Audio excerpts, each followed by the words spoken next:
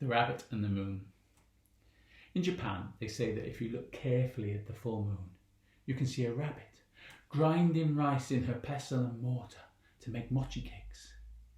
In fact, the Jogoya festival in the autumn is the festival of the harvest moon, where people look at the moon trying to see the rabbit. But how did the rabbit get there? This is the story of the rabbit in the moon. One day, the man in the moon was looking down at earth and he saw three friends playing: the rabbit, the fox and the monkey.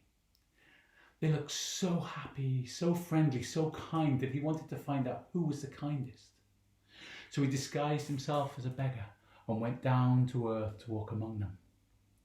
When he found the three friends, he said, "I'm hungry and cold, can you spare a little food?" With that, the friends sprang into action. The fox went off to the river and skillfully caught a plump fish and took it back to the beggar. The monkey climbed tree after tree, collecting the ripest and freshest fruit, and presented them to the old man. The rabbit ran here and there and there and here, but the rabbit only ate grass, and grass was no meal for a hungry old man. When she got back to her friends, she said, "Please make a fire." And when the fire was roaring, she jumped on the fire and said, "Now you can eat me." The old man got out of the fire and said, "There's no need to harm yourself." He was so touched by this act of kindness, he showed himself to be the man in the moon and said to the rabbit, "Would you like to come and live with me on the moon?"